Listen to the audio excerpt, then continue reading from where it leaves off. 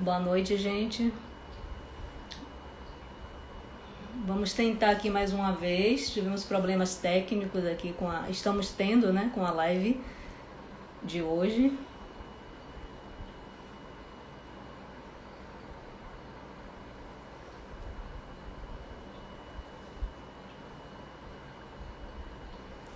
Pronto.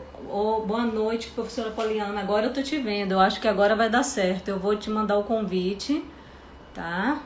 Isso aí.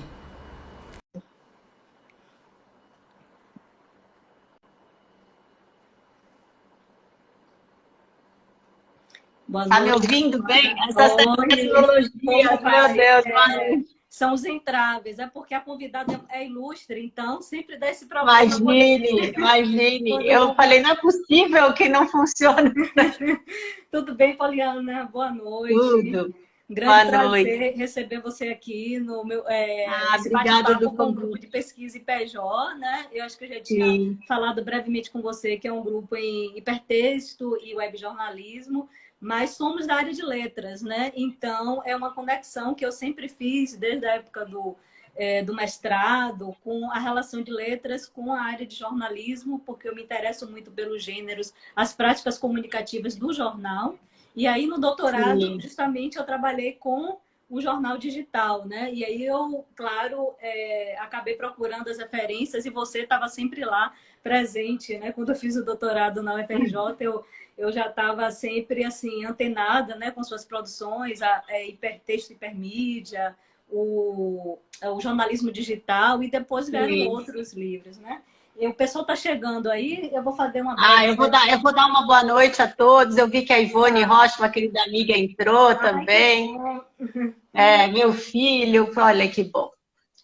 Que bom, é isso aí. Mas eu Estamos acho aqui que tem hoje. uma conversa, Jaqueline, que tem uma conversa de letras, né, com a hipermídia, transmídia e o webjornalismo, desinformação muito próxima, né? Verdade. Eu falo isso muito para os estudantes de letras. Tem uma discussão, uma conexão, né, da linguagem, né, com essas plataformas, essas redes, essas camadas, né?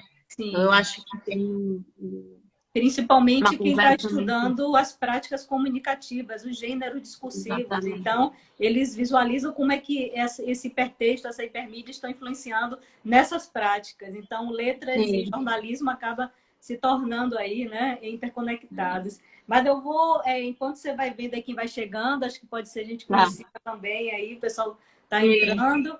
Eu vou apresentar, né, a nossa convidada de hoje, nossa Tá primeira live bom. de 2021, né? Ai, que bom. Começamos com o pé direito. Ano passado fizemos lives praticamente quinzenais no segundo semestre Ai, de que bacana. 2020. Então foram muitos convidados aqui. E, então esse ano realmente foi muito bom poder já começar com a pessoa da área de jornalismo, porque o ano passado foi mais da área de letras mesmo, né? Foram discussões ligadas à questão no caso da textualidade, dos mecanismos de Sim. textualização. E hoje a gente vai Eu sou muito, debater. eu Diga. sou muito fã do IPJ. Acho que eu falo para o meu grupo de pesquisa lá, CNP, que a gente precisa espelhar no IPJ, fazer o que eles Ai, que fazem. bom, que bom. É isso aí, estamos aqui conectados.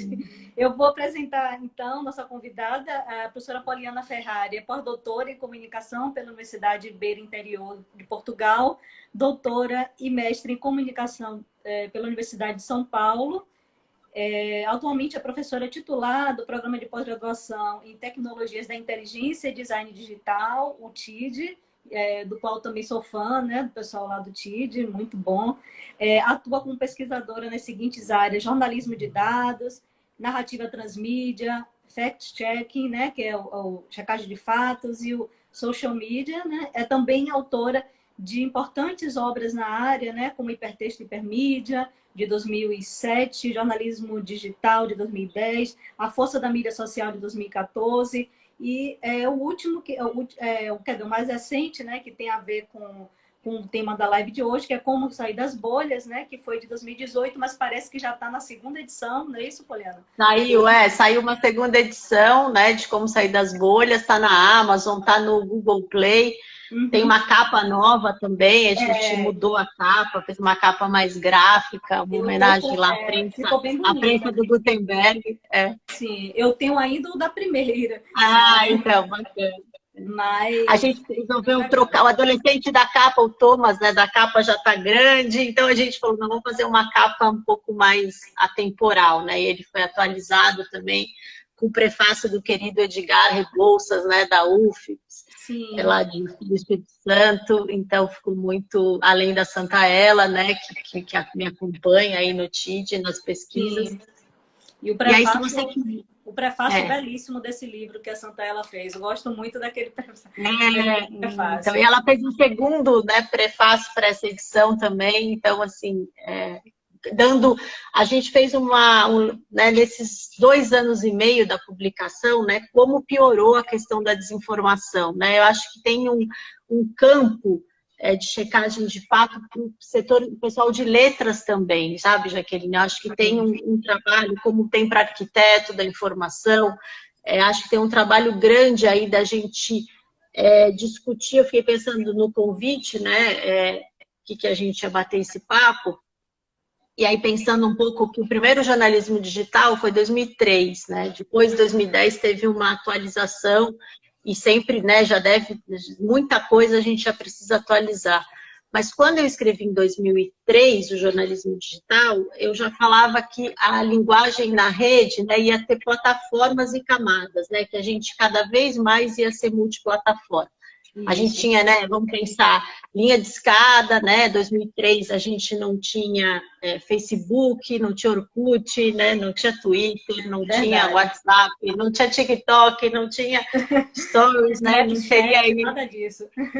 Não estaríamos aqui, né, fazendo uma live no Instagram, mas a gente já tinha possibilidade de plataforma, né, os portais já traziam naqueles links, né, azuis, aquela estrutura de arquitetura, né, que a gente dizia, clique aqui para acessar o anúncio, né, o full banner, quem lembra lá, o baby banner, mas a gente já tinha né, já estava imputado nessas plataformas que hoje a gente pode olhar, até eu trabalhei ontem na aula com os alunos um vídeo do Vitrine, né, sobre o 11 de setembro, do programa Vitrine da TV Cultura, o extinto programa, e aí eles mostravam sites, né, CNN, UOL, né, o IG, no dia do ataque, e a gente fala, nossa, vai fazer 20 anos, como era tosca a internet, você olha, né, e fala aquelas colunas, né, aqueles textos, link azul. Página, né? Se você olhar a página da UOL quando começou para agora, exatamente, diferente. Mas tá aqui na live... O UOL tem aquele histórico que é muito rico. Embaixo, na página do UOL, tem lá sobre o UOL que você consegue ver toda essa, né, esses 20 e poucos anos. Por que eu estou falando isso? Porque já tinha embutido, né, Jaqueline, essa hipertextualidade, essas camadas. Só que a roupagem, o design, a gente hoje acha tosco. Porque hoje a gente entrou, né... É muito mais imersivo, olha, a gente está conversando, você está, né, eu estou vendo, né, sua parede, você está vendo a minha, a gente está gesticulando, e a gente tinha vídeo em 2003? Tinha, né, mas era sofrível, né, você assistir um vídeo, assistir uma corrida, né, de Fórmula 1, eu lembro que eu trabalhava no IG, a gente cobria a Fórmula 1, fazia vídeo, a gente tinha que baixar o vídeo no Real Player, né, era um horror. Então, eu acho que assim, a gente avançou muito em plataforma, mas não avançou na questão ética, né? Na questão da checagem, a gente não avançou na questão da linguagem. Então, eu fico pensando, vocês de letras, né? Assim, quanto tem por fazer ainda, né? Vamos pensar quanto ainda a gente tem. Porque o TikTok tem problemas seríssimos de direito autoral, né? 90% das publicações do TikTok ferem direitos autorais, né? Mas ela é líquida, ela é volátil ali, você vê a pessoa dançando, a pessoa imita, né? Ela quer fazer o próprio show imitando a Beyoncé, ela consegue, ela usa a música, né? Então a gente tem uma volatilidade enorme nessas plataformas, mas a gente não avançou, né? Fiquei pensando no 11 de setembro, nesses 20 anos, vamos pôr aí. A gente não avançou em ética, né? Em checagem, a gente ainda vê título sensacionalista, né? A gente ainda abre os portais e tá lá o título que não entrega a reportagem, né? A gente tem... Então, até uma pergunta para você, claro, eu que vou falar, explicar, mas assim, por que você acha que avançou tão pouco, né, nessa sua visão de letras aí? Por que você acha que avançou tão pouco nessa qualidade ética? A gente fica pensando até bibliotecários, quanta coisa por fazer, né? Na minha percepção, né, assim, de estudiosa mesmo da textualidade, eu acredito que a gente ficou muito encantado naquela época do clímax da chegada da internet com o volume de dados e de informação. Então, exatamente, teve um encantamento, né? Teve um encantamento. Então, na verdade, a gente não se preocupou mais com essa rapidez, esse grande volume, e não exatamente com o tratamento, né, desse conteúdo, desses dados. Inclusive, uma das coisas que a própria Santella cita no prefácio, que um dos fatores que causaram essa avalanche de fake news é justamente a descentralização da informação, né, na web. Então, você, enquanto você não tinha esse mecanismo digital, né, de leitura, por exemplo, do portal eletrônico do jornal, você concentrava tudo lá no jornal impresso, então era tudo as informações mais importantes. Então, agora você pode ir para qualquer canto, para qualquer rede, o Facebook, o Instagram, ou o próprio, digamos, o WhatsApp. Então, você tem essa descentralização. E como tratar isso? Do ponto de vista do texto, Poliana, também tem uma questão ética aí, né? Como você exatamente vai eu fiquei pensando... atribuir verdade a essas informações. Eu até, antes de você começar a falar, eu já vou logo deixar você livre para começar mesmo o tema, porque você já pode entrar. O tema de hoje, pessoal, é checagem de fatos e o papel do leitor no jornal digital. Então, a nossa convidada vai falar, né, sobre esse assunto, e eu já coloco uma provocação para você, Poliana, você vai ficar livre aí, mas em algum momento da fala, se você puder responder, qual seria, do ponto de vista do jornalista, o esperado desse leitor, né, desse perfil do leitor? Porque hoje a gente sabe que tem a checagem de fatos, que é necessária, mas de quem é essa responsabilidade? É só do jornalista, é do leitor, é de ambos, exatamente de alguém que está fora, de alguém que está administrando a rede, enfim, a plataforma. Então, eu vou deixar essa deixa aí para você justamente comentar sobre isso, enquanto eu vou colocando o assunto aqui nos comentários. Eu já vou... tá bom, Jaqueline. Boa provocação. Quero dar boa noite para a Érica, de Belém, que está com a gente. O Pedro, a gente vai vendo aqui as carinhas, quem está entrando. Acho que a sua provocação, e eu fiz um pouco esse preâmbulo, né, desses 20 anos, é um pouco mais, né, mas eu fiz esse 2001 para 2021, só para a gente arredondar. Então, acho que a questão ética teve um deslumbre mesmo, né, assim, eu acho que teve um deslumbre dos linguistas, né, das pessoas que estudam linguagem, teve um deslumbre da computação, teve um deslumbre do jornalismo, das mídias, teve um deslumbre, né? A gente se sentiu meio Jetsons, a gente achou que ia tudo resolver, que a rede... E aí eu acho que a gente ficou deslumbrado com as possibilidades das plataformas e esqueceu, né, essa questão ética do texto. E quando eu falo texto, é o hipertexto mesmo, né? Ele pode ser um vídeo, um podcast, né? A textualidade de um modo mais abrangente, não é só o texto. Então, acho que a gente, a duras penas, né, quando a Folha saiu do Facebook, lembra que anunciou assim, a duras penas os veículos demoraram para perceber que eles estavam entregando para as plataformas, né, esse know-how que é nosso, né, da textualidade, que não é da plataforma. Se a gente pensar, né, o Zuckerberg, enfim... e outros, né, o Bezos com a Amazon, tal, eles não são, né, eles não discutem plataforma, né, intertextualidade, eles não discutem como que o conteúdo pode ser melhor checado, eles foram criando botões e ferramentas de checagem por pressão, né, por pressão de vazamento de dados, por pressão de governo, por pressão do usuário. Mas o algoritmo dessas plataformas visa o consumo, e a gente foi entregando, a gente foi delegando para essas plataformas um know-how que é nosso do texto. Então, e aí também tem uma meia-culpa, eu falo isso no Bolhas, né, que é uma conversa muito que eu tenho com o Eugênio Butti, um querido colega lá da ECA. A gente também, grande imprensa também se apaixonou por essas plataformas, né? E a gente estava lembrando do UOL, quando tinha as revistas da Editora Abril, todas disponíveis para o assinante do UOL, foi se apaixonando e não foi fazendo, né, também a lição de casa de que se você entrega um título, né, que não, né, o título é uma coisa e o texto é outra, não entrega, que você, para ter cliques, fazia qualquer coisa. Eu fiz vários anos primeira página de portal. Sim. E a gente sabia que tinha isso, né? Assim, coloca futebol, coloca uma mulher bonita, coloca uma chamada que vai dar clique, né? Então, assim, como que a gente também foi quase um mecanismo do Ibope da TV aberta que ficava lá, né? Que a gente reclamava do Gugu, né? Ah, ele fica olhando o Ibope para ver o que dá audiência, mas os portais também faziam isso e fazem até hoje. Né? Então, assim, quanto que a gente foi delegando, porque a questão, né, do hipertexto, desde lá do Ted Nelson, a questão da hipertextualidade é antiga, né? Não é uma coisa...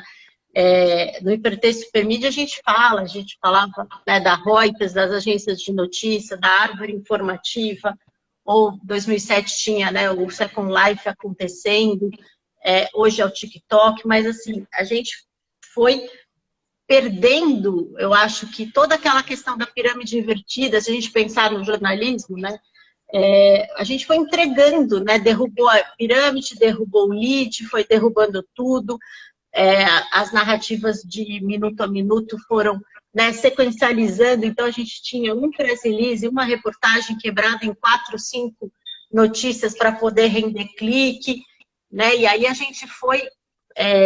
tudo isso, eu acho que assim, essa precarização da textualidade, da informação, da checagem, desembocou também nessa indústria da desinformação. Não que a gente, mídia, jornalista ou grande mídia, produz desinformação, não é isso, mas a gente também colaborou para o leitor ficar esse leitor, né, preguiçoso, né? Esse leitor que compartilha o título sem ler, esse leitor que acaba passando os olhos ali, o dedo, né? E ele vai clicar numa coisa mais sensacionalista, porque a gente treinou ele também a dar chamadas sensacionalistas, né? E preguiçoso e apressado, né, Poliana? Ele é um leitor apressado, ele tem pressa.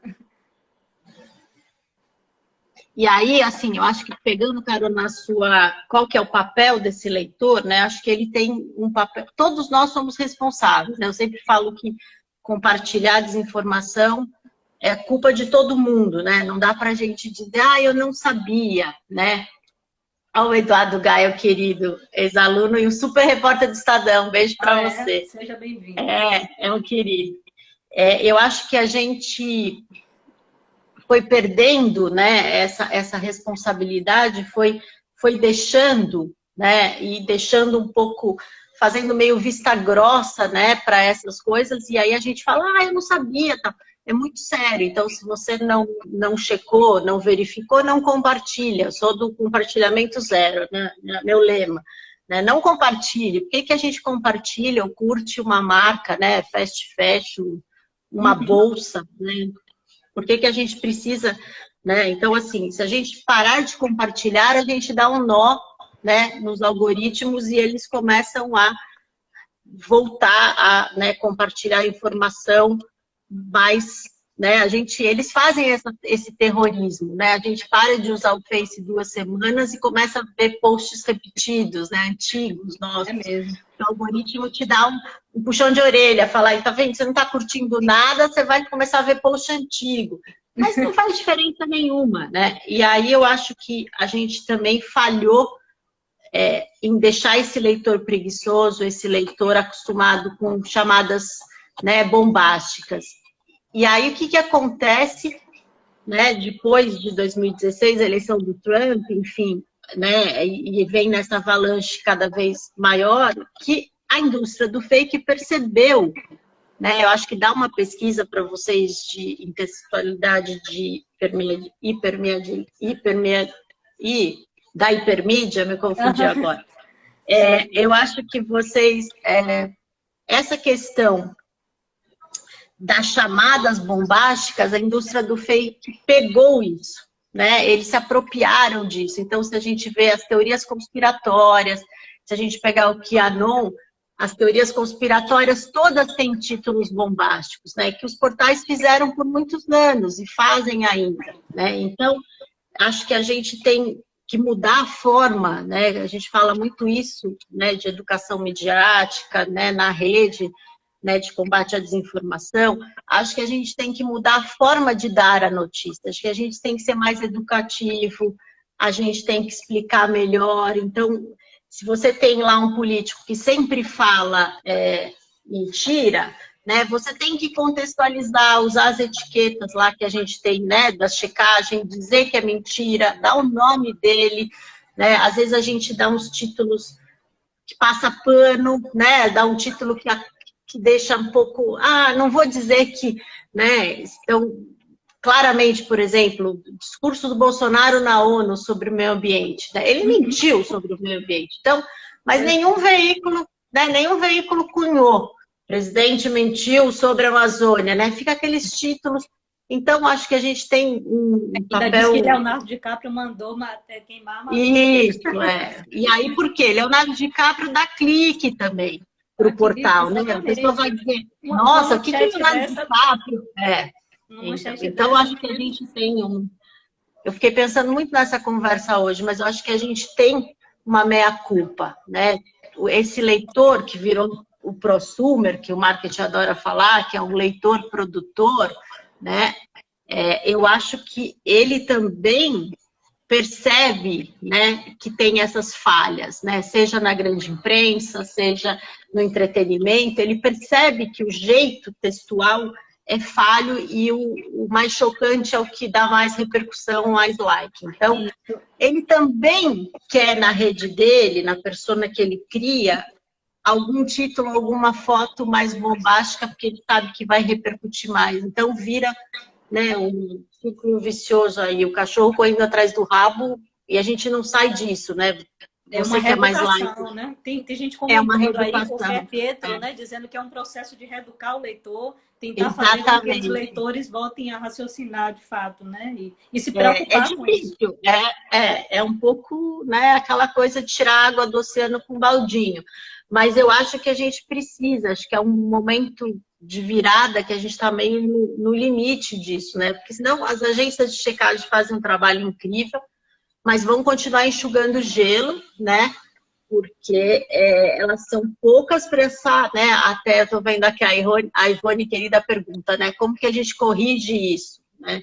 Difícil. Acho que o que a Ana Vitória está falando também é uma forma de letramento, mas acho que o jornalista, a imprensa tem que fazer esse papel, né? Junto, né, com o pessoal de letras, com os linguistas, pensar assim, puxa, esse formato que a gente dos anos 90 para cá adotou, né, um jornalismo declaratório, o jornalismo, né, eu falava assim, nossa, os jornais viraram jornais de comunistas, né, assim, as pessoas escreviam sobre tudo, mas não tinha mais aquela reportagem, né, aquela prestação de serviço, né, os blogs também, né, fizeram esse papel desde 2007, mas, assim, acho que saturou um pouco, né, então, assim, opinião não é checável, cada um tem a sua, e aí você deixa o leitor meio desprovido, né? O leitor não tem base cognitiva, ou se a gente pensar o país pobre que somos, né? O letramento, o analfabetismo das pessoas, né? Enfim, como que você faz se você sistematicamente publica um título e não entrega isso no texto, né? Publica um título bombástico e o texto é outra coisa, ou é mais ou menos aquilo. Então, você vai, eu acho, estimulando, né, essa pós-verdade, essa desinformação vigente que a gente tem. Então, acho, né, que é uma forma de letramento, tanto para a Ivone, para a Ana Vitória, aí, acho que é um letramento de todo dia. Acho que o título tem que estar presente no texto, você tem que entregar, a foto tem que ser atual, a legenda tem que contextualizar, não, né, o que está naquela informação. E lembrando, Poliana, que letramento é processo, né? Pelo menos para a gente. Letramento é processo, exatamente. Então, esse leitor que é preguiçoso, ele corrige isso, como a Ivone está perguntando, né? Leva um tempo, você tem que, de fato, ter paciência.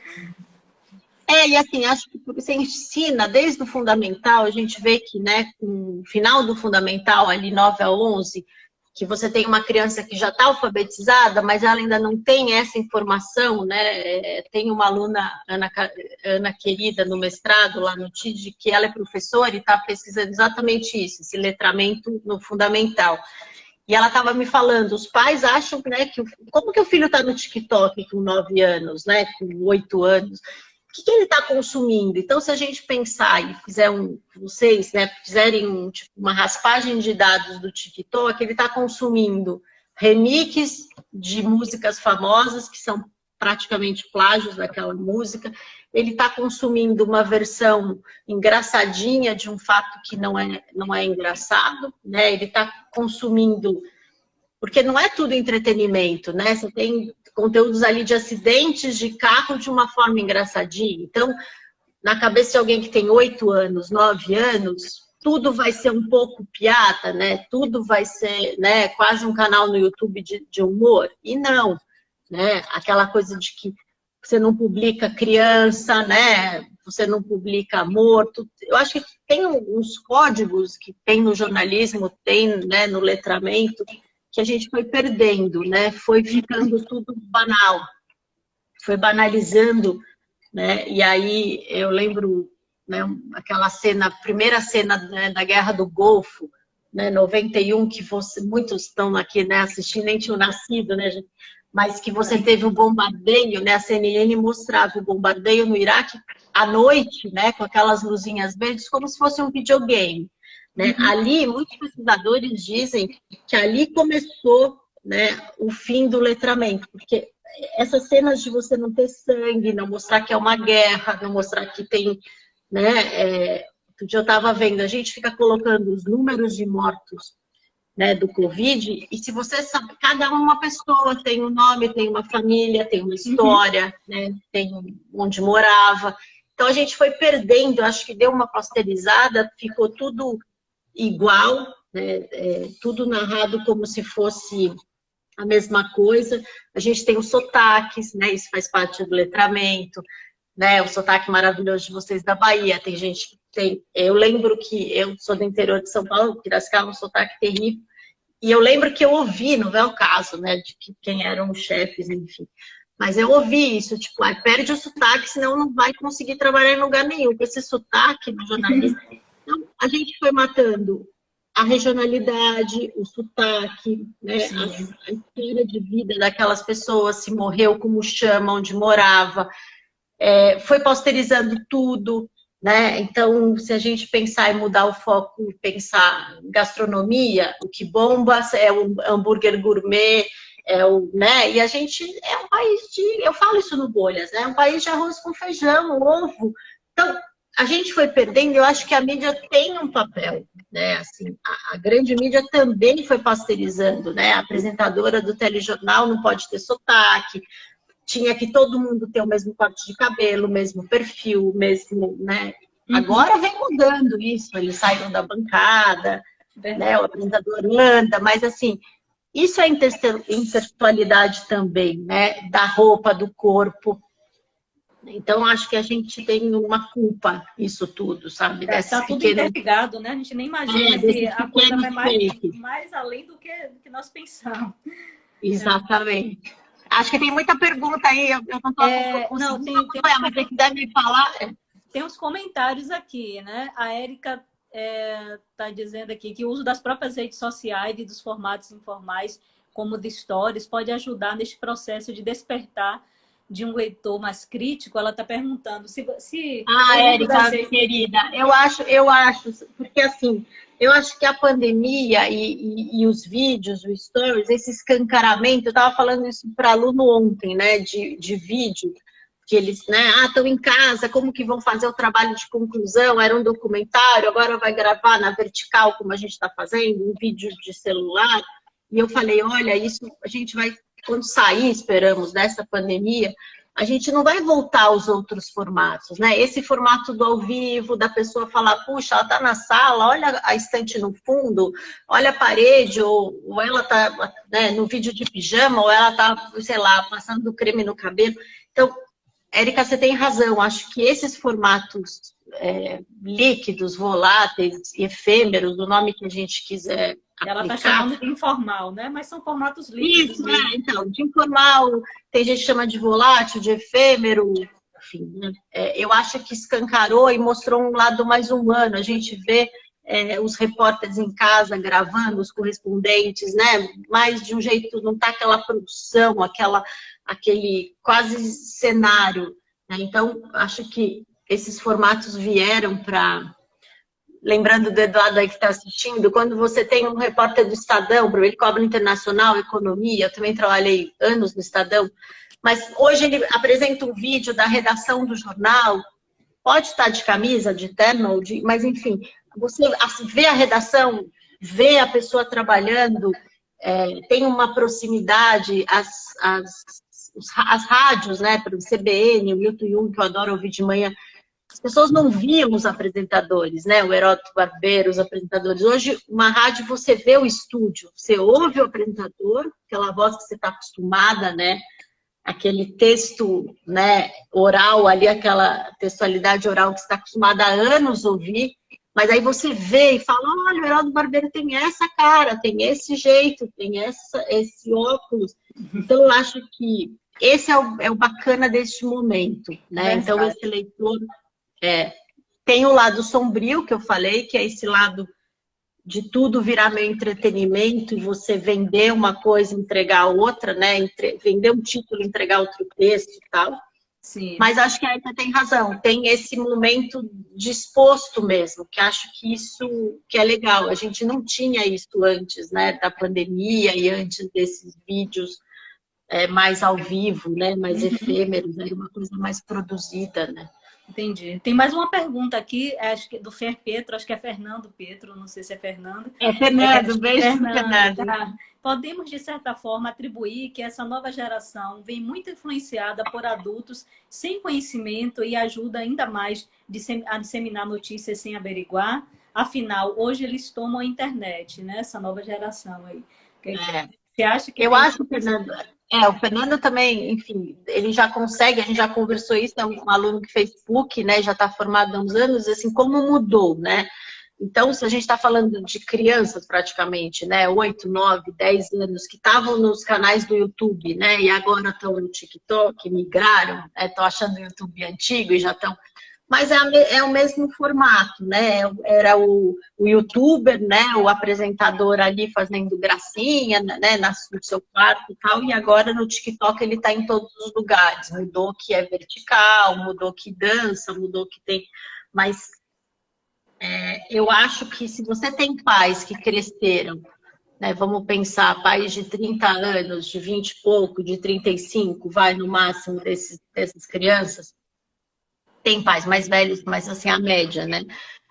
Que já cresceram, já estavam em redes sociais, já estavam em portais, já não liam a informação, né, mais contextualizada. Não que um jornal não pode errar, né? Pode dar um título, mas tem muito mais gente trabalhando, né, Jaqueline, ali no texto, no revisor, né?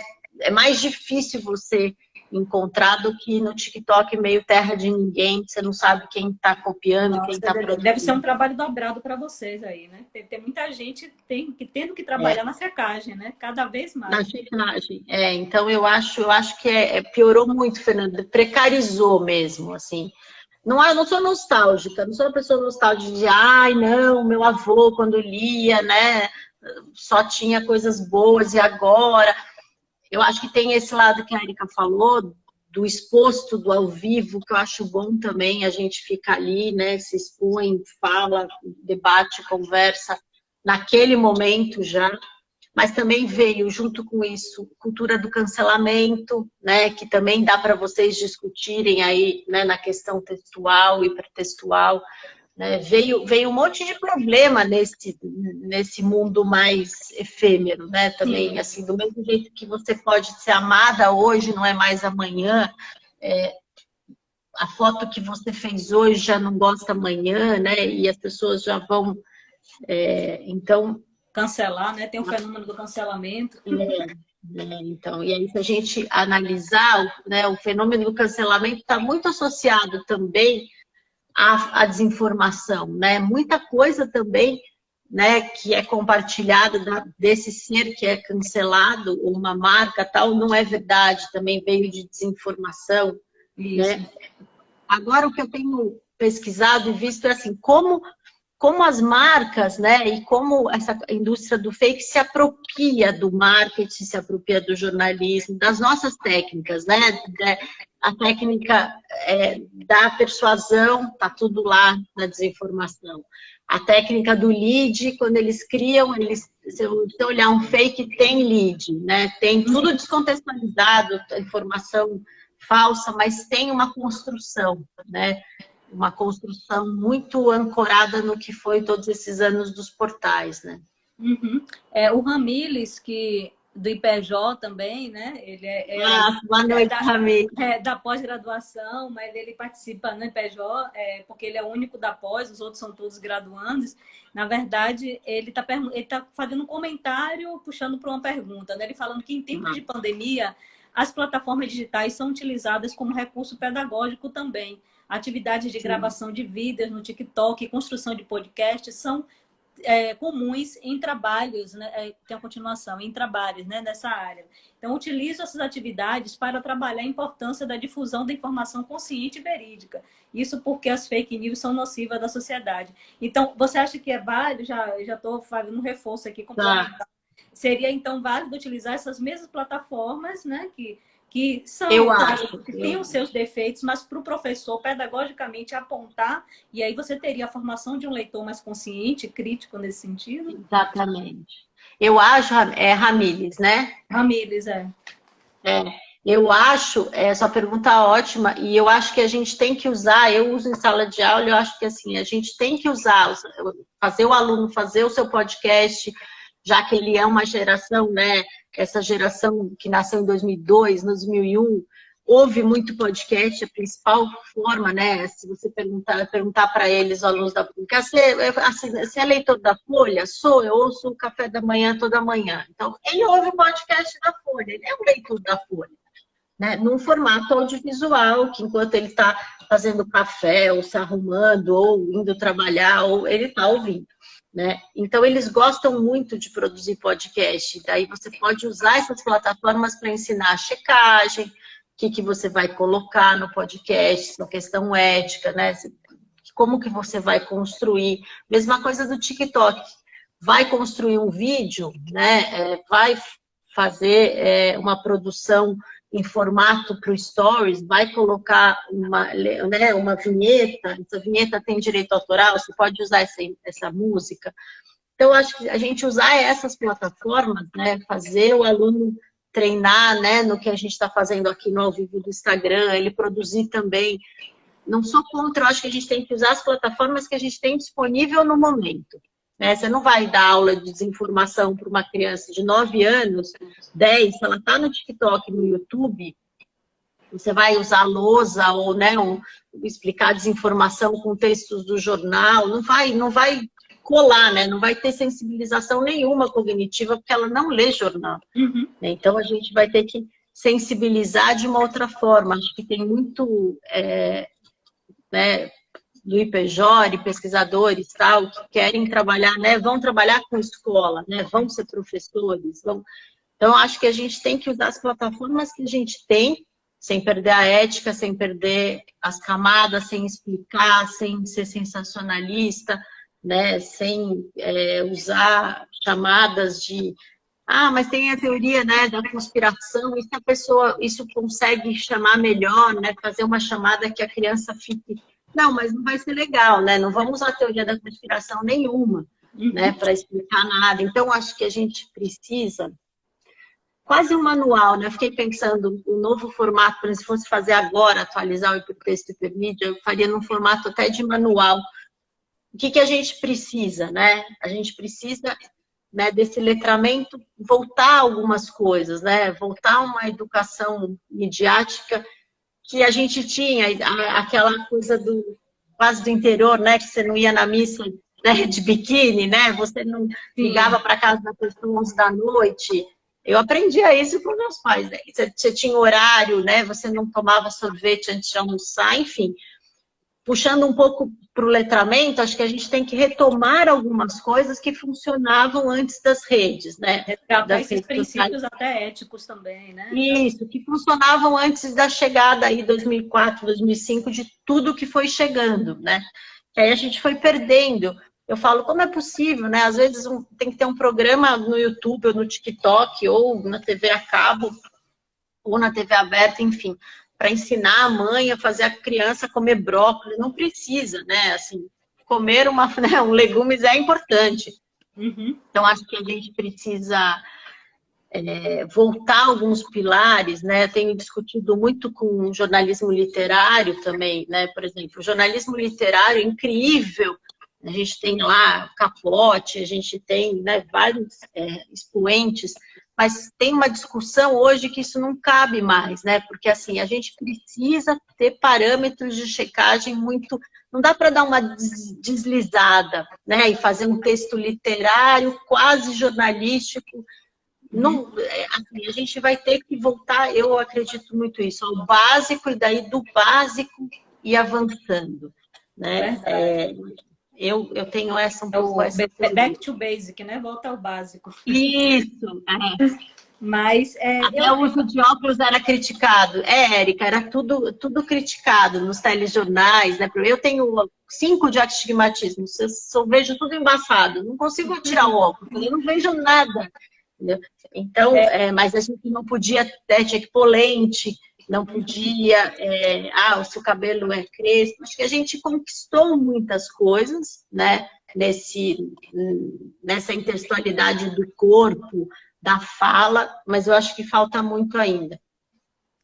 Ainda tem um padrão ali, meio embutido, gourmetizado, acho que ainda falta, né? E quando a gente tem um youtuber nordestino ou um youtuber que faz sucesso, aí é quase caricato, né? Aí o sotaque é fortíssimo, aí é bem caricato, aí eu acho que não precisa 880, mas a gente, no sentido 880, não da caricatura, mas não precisa fazer sucesso porque é caricato, né? Então, você ter, então se é o norte, se é a Amazônia, sempre vai ter o meio ambiente nas pautas. Não, às vezes tem coisas incríveis de moda também, né, nesses lugares, né, nessas regiões. Não é só o meio ambiente que é o forte. E a gente reproduz muito eixos Rio-São Paulo, a gente reproduz muito. TikTok é todo enlatado, né? Um padrão que não é, né? E o mundo copia. Então a gente tem essa coisa da cópia, do remix também, que atrapalha a questão textual, né? É interessante, né? Como essa cultura digital na qual estamos imersas, ela poderia refletir as culturas locais também, né? É como você disse, para não ficar tudo enlatado, né? A gente fazer dessa cultura digital um reflexo sem ser uma coisa estereotipada, sem ter uma coisa caricatural. Eu acho extremamente importante. O Ramires falou desses trabalhos que ele faz com os alunos, ele está comentando aqui que os alunos amam os trabalhos digitais, né?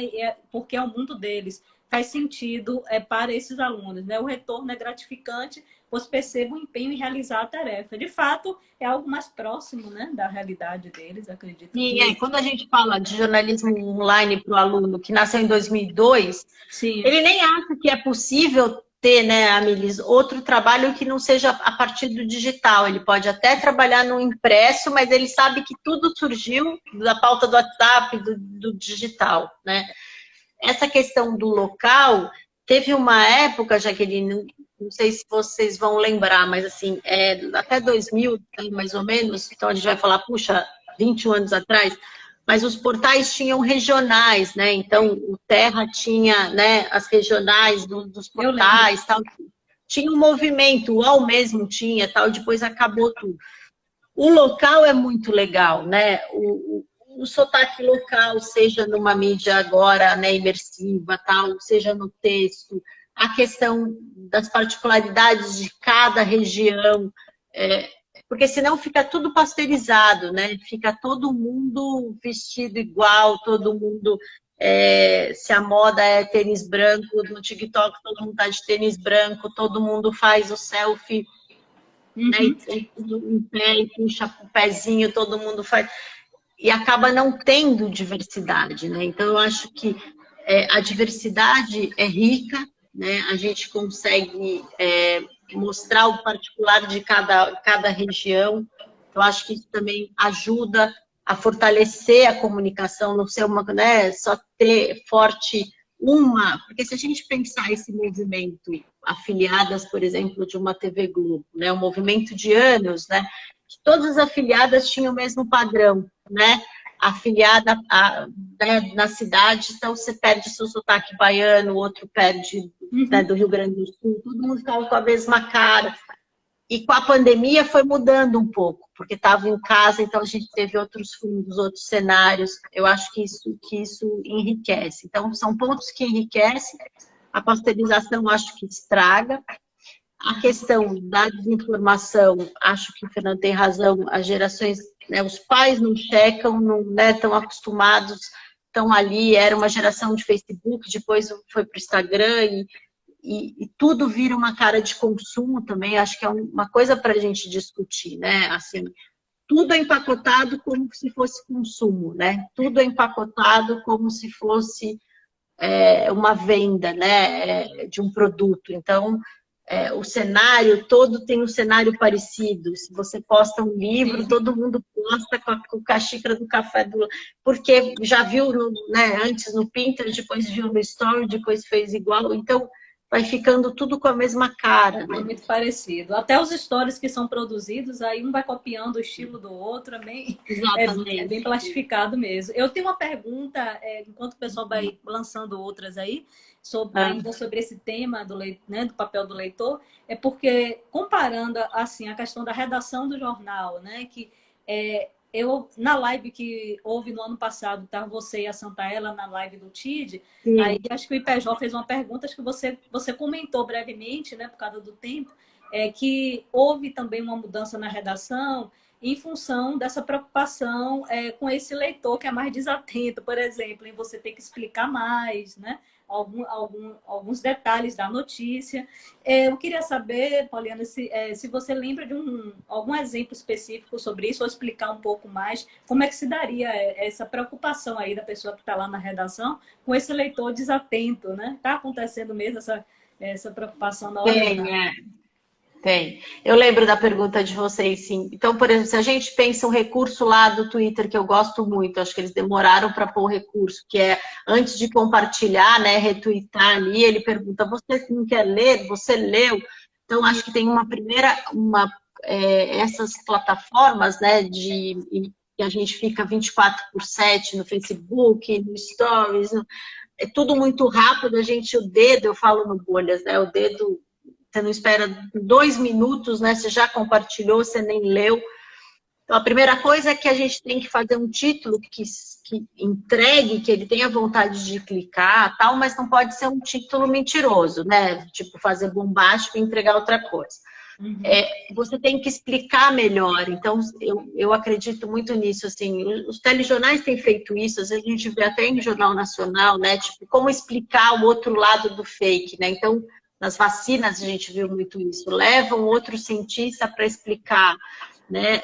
Explica de novo, faz uma retranca ali que a gente chama, né? No jornal, no portal, e realmente reforça aquilo, explica. A BBC Brasil, no Parte Ciência, eu acho que faz isso muito bem, né? Os correspondentes estão apresentando em vídeo, no home office de casa, né? Mas o correspondente explica, né? Ele explica em 7 pontos aquela reportagem que saiu em texto, né, no site da BBC, e ele volta aquilo e explica. Um outro que eu vi, eu sou fã da BBC Brasil, mas um outro que eu vi tem uns 15 dias, que eu achei muito legal, que tinha aquela entrevista, bem entretenimento, mas a entrevista foi pesada, inclusive, da Oprah, que ela fez com a Meghan e o Harry lá, os príncipes, né, que foram morar nos Estados Unidos, deixaram a família real. E aí foi uma entrevista exclusiva para a Oprah, no canal da Oprah, a GNT replicou, os outros veículos replicaram. Então, o que fez a BBC? um correspondente em Londres fez ele apresentando no home office dele, né? Como se a gente estivesse falando com esse corte, olhando para a câmera, ele fez 7 pontos fortes da entrevista. Então, ele explica em vídeo para você entender a entrevista. Né? Então, ele explica, está, né, em português, ele é um correspondente brasileiro em Londres. Então, o leitor que não lê inglês, que não, né, não ia entender a ópera, tal, já tem essa questão da língua, e ele vai explicando, assim, porque, olha, o Harry acha que ele sofre a mesma coisa que sofreu a mãe, a Lady Di. Aí ele explica. Quem foi Lady Di? A gente pode até achar, nossa, mas tá meio bobo, né? Não, tem muito colega jornalista que critica, que diz que piorou, que ficou simplista, que o discurso agora é muito simples, você fica explicando quem foi a rainha, né, quem foi a princesa de Gales, para explicar o que aconteceu com a Meghan, que o filho... mas eu acho que a gente precisa fazer esse jornalismo mais explicativo. Acho que não... Teve um momento, né, também, final da década de 90, 2000, que o jornalismo econômico fazia um pouco isso, né? Começou a explicar.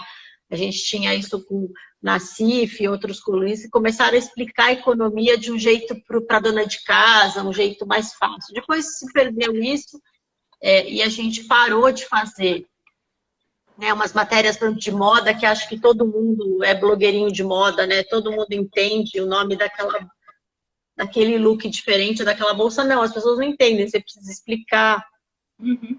Acho que, por exemplo, termos em inglês a gente tem que explicar, tem que traduzir. Então, eu acredito muito que a gente vai ter que ir para o básico primeiro, sabe? Ir para o básico, explicar, porque talvez o leitor que tenha, né, 15 anos ou 18 não sabe quem foi a princesa, né? Quem foi a Diana. Ah, mas ele podia procurar, tem muito jornalista que falam, mas é um absurdo, só porque ele não tinha nascido, ele não sabe. Ele não sabe. Né? Então, eu acho que a gente tem que baixar um pouco a bola e explicar melhor, mesmo, assim. E do ponto de vista, melhor. Do ponto de vista da textualidade, isso revela também importantes movimentos enunciativos, né? Porque a partir do momento que o jornalista ele tem que explicar mais, ele está fazendo outros movimentos enunciativos que vão em direção a esse leitor, né? E aí você pode ir traçando também esse perfil do interlocutor. Então, daria um trabalho, né? Acho que a Érica está dizendo aí que essa entrevista daria uma dissertação. Daria. Na verdade, pela linguística também daria um bom trabalho, né, na teoria enunciativa, mas eu acho que dos dois lados, Jaqueline, né? Para a teoria enunciativa e para o jornalismo, com certeza, Érica. Assim, acho que é uma discussão que alguém precisa fazer. Eu sou super, né? Que alguém pegue isso para o mestrado, doutorado. A gente precisa discutir o enunciado, como contar uma história com fatos, né? Mas assim, como contar uma história sem usar o recurso do jornalismo literário, mas como você fazer um enunciado explicativo, né? Na ordem direta que o texto jornalístico precisa, tal, mas eu lembro que eu fiquei muito impressionada, depois eu posso até compartilhar com a Jaqueline e você compartilha com o grupo, mas eu achei, nossa, BBC, né, explicando, né, quem foi Lady Di, isso para chegar na entrevista da Meghan, né, que ela se sentiu, né, teve lá, a família real achou que o filho ia nascer negro, teve toda uma questão de racismo. Para chegar nisso, explicaram até quem foi a princesa. Então, eu acho que a gente precisa, senão vai se perdendo, né, e vai virando terreno cada vez mais fértil para fake news, para desinformação, para tudo. Uhum. A Erika está dizendo que lembrou de um vídeo aqui de Foquinha no YouTube que faz esses resgates explicativos para gerações mais jovens. Pois é. Oh, que legal. Tá cheio de exemplo, então, né? A Poliana deu um exemplo importantíssimo e a Erika já trouxe outro aí do YouTube. Eu acho que tem que explicar, né? E acho que tem uma outra coisa também, que assim, a gente precisa contar, seja com, né, com meme. Eu sou muito fã de usar meme. Eu acho que as agências de checagem já começaram a perceber que, né, eu estou falando de Lupa, os fatos e outras, né, fora do Brasil, elas começaram a perceber que precisam utilizar de meme, né? Precisam, né, conseguir conquistar um influenciador, para o influenciador retweetar uma checagem. Porque se a gente pensar quem, né, basicamente entra em site de checagem, jornalista que já sabe que tem que ver a fonte, mas eu quero assim que, né, minha tia esteja no site de checagem, né? Eu quero que, né, a mãe da Érica esteja no site de checagem. Então, como que a gente faz esse apelo? Como que você faz né, um adolescente, né, que adora meme, TikTok, entrar numa agência de checagem para ver uma informação checada, né? Ele vai precisar usar plataformas que ele está acostumado. Sim. Então, por que a gente não faz checagem em meme? Por que a gente não se apropria melhor, né? Aí eu acho que tem um discurso rancoroso, né, do jornalismo que fica assim, era melhor, né? Tem que ser o português culto, tem que, né, ele tem que ler um bom jornal, mas ele não lê jornal, né? Então, assim, como que a gente faz para chegar nele a checagem, a informação bacana, né? A gente vai perder esse leitor, né? A gente vai ter um fosso de quem, então, lê jornal e vê, e quem não, né, se informa pelo WhatsApp. Por que a gente não vai começar, né, nos grupos que a gente tem acesso, pôr boa informação no WhatsApp? Verdade. Então, A gente, o tempo passou rápido, já são 8h05. Já. Nossa, uma delícia de Passou conversa. muito rápido. Foi muito bom. Eu gostaria, assim, então, de passar a palavra novamente para você dar realmente uma mensagem final para esses leitores aí, né, do Jornal Digital. Sim. E quem está participando da live. Qual seria, né, a mensagem final para esse leitor em relação à própria checagem de fatos? O que você diria, recomendaria a esses leitores? Vou deixar as últimas palavras com você para a gente ir se despedindo. Um monte de gente. Passou muito rápido. Passou muito rápido. Mas em a gente marca outro. Outras lives virão.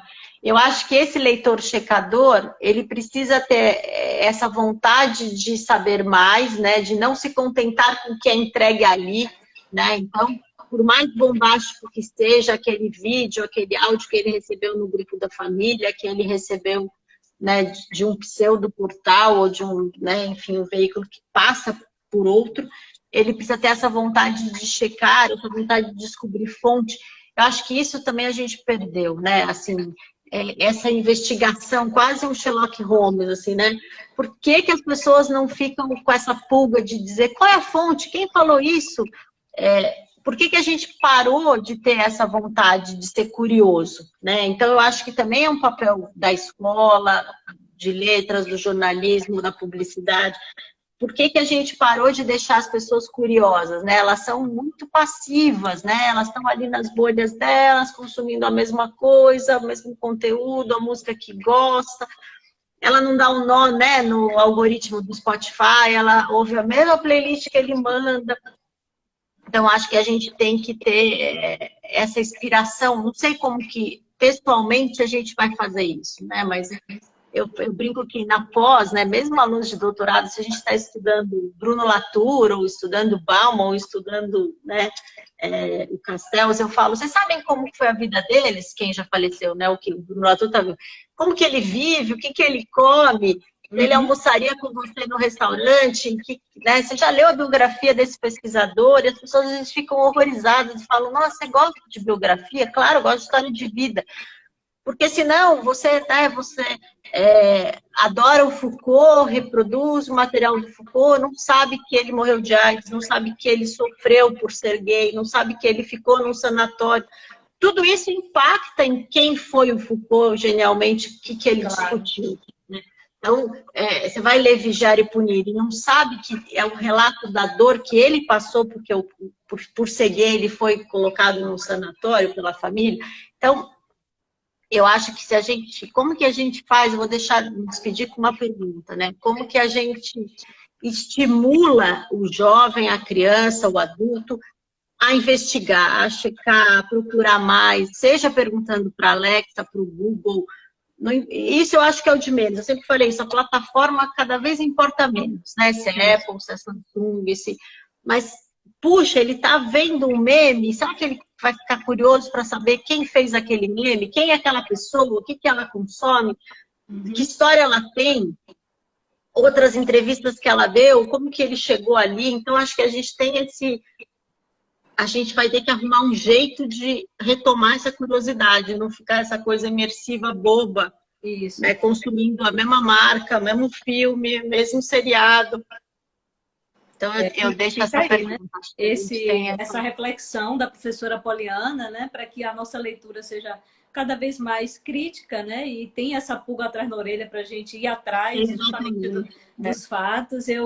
Eu gostei demais desse bate-papo, Poliana. Acho que o tempo foi curto, mas em outro momento a gente marca, né? Para falar. Vamos remarcar. Eu já faço o convite da gente juntar o grupo Hiperjó, o meu grupo Comunidade, a gente fazer um bate-bola. Vamos fazer. Bora ver. E obrigada às amigas que entraram, o pessoal que entrou.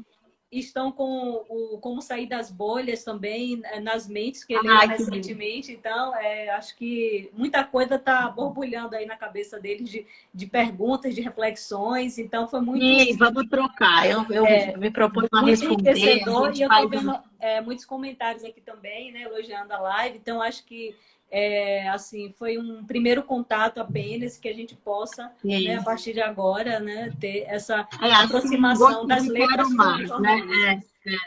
Tá bom. Viu? Gente, então, fiquem com Deus, se cuidem muito em casa.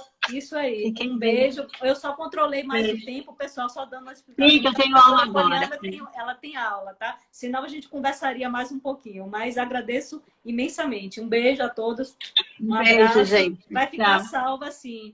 Né? O pessoal gostando ainda. O Anderson do IPJ falando que suas palavras foram riquíssimas. Obrigada, Jair, pela participação, da Grazi, da Érica. Obrigada, um abração. Gente. Eu vou salvar essa live, viu? Até mais. Tchau. Salva sim. Um beijo. Tchau. Um beijo.